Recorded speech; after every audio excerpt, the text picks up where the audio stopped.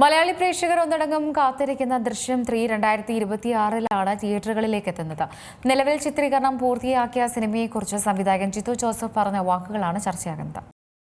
മലയാളി പ്രേക്ഷകർ ഒന്നടങ്കം കാത്തിരിക്കുന്ന ചിത്രമാണ് ദൃശ്യം 3. ജോർജ് കുട്ടി എന്ന കഥാപാത്രത്തിന് 4 വർഷത്തിന് ശേഷമുണ്ടാകുന്ന മാറ്റങ്ങളാണ് മൂന്നാം ഭാഗത്തിൽ കൊണ്ടുവരുന്നതെന്ന് ജിത്തു ജോസഫ് പറഞ്ഞിരുന്നു. ആദ്യ 2 ഭാഗങ്ങളെപ്പോലെ ഒരു ഹെവി ഇന്റലിജൻസ് സിനിമയല്ല മൂന്നാം ഭാഗമെന്നും അദ്ദേഹം നേരത്തെ വ്യക്തമാക്കിയിരുന്നു. നിലവിൽ സിനിമയുടെ മൂന്നാം ഭാഗത്തിന്റെ ചിത്രീകരണം പൂർത്തിയായിരിക്കുകയാണ്. 2013 ദൃശ്യത്തിന്റെ ആദ്യ ഭാഗം പുറത്തിറങ്ങിയത്. പിന്നാലെ മറ്റു ഭാഷകളിൽ ചിത്രം റീമേക്ക് ചെയ്യപ്പെട്ടു. അജയ് ദേവ്ഗണാണ് ഹിന്ദി പതിപ്പിൽ പ്രധാന വേഷത്തിൽ അഭിനയിച്ചത്. മലയാളത്തിലും ഹിന്ദിയിലും ഒരുപോലെ ഹിറ്റായ ചിത്രത്തിന്റെ മൂന്നാം ഭാഗത്തിന്റെ ചിത്രീകരണം ഭാഷയിലും ഒരുമിച്ചാണ് തുടങ്ങിയത്. എന്നാൽ ഏതു ഭാഷയിലാകും ചിത്രം ആദ്യം റിലീസ് ചെയ്യുക എന്ന ആശങ്ക പ്രേക്ഷകർക്കിടയിലുണ്ടായിരുന്നു. സിനിമയുടെ മലയാളം പതിപ്പ് തന്നെയാകും ആദ്യം എത്തുക എന്ന് ജിത്തു ജോസഫ് വ്യക്തമാക്കുകയും ചെയ്തിട്ടുണ്ട്. ഇപ്പോഴത്തെ ജിയോ ഹോട്ട്സ്റ്റാർ സൗത്ത് അൺബൗണ്ട് പരിപാടിയിലെ സംവിധായകന്റെ വാക്കുകളാണ് ചർച്ചയാകുന്നത്. ദൃശ്യം 3 അടുത്ത വർഷം പകുതിയോടെ തന്നെ റിലീസ് ചെയ്യുമെന്ന് പറഞ്ഞ അദ്ദേഹം മലയാളം പതിപ്പിന് മുൻപ് ഹിന്ദി പതിപ്പ് ഇറങ്ങില്ലെന്നും വ്യക്തമാക്കി. നിലവിൽ പോസ്റ്റ് പ്രൊഡക്ഷൻ വർക്കുകൾ പുരോഗമിക്കുകയാണെന്നും മലയാളത്തിൽ ദൃശ്യമിറങ്ങി 2 മാസത്തിന് ശേഷം മാത്രമേ ഹിന്ദി പതിപ്പ് പുറത്തിറങ്ങുകയുള്ളൂ എന്നും പറഞ്ഞു. അതേസമയം ദൃശ്യം 3യുടെ ലോകമെമ്പാടുമുള്ള മുഴുവൻ തിയേറ്റർ അവകാശങ്ങളും ഡിജിറ്റൽ അവകാശങ്ങളും പനോരമ സ്വന്തമാക്കിയെന്ന റിപ്പോർട്ടുകളും പുറത്തുവന്നിരുന്നു.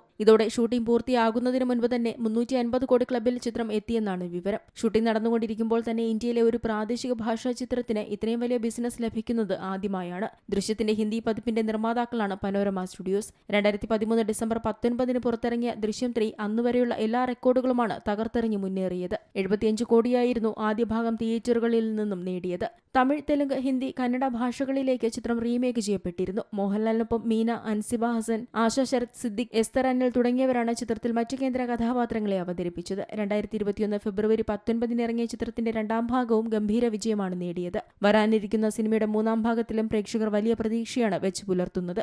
Entertainment desk, C Malayalam news.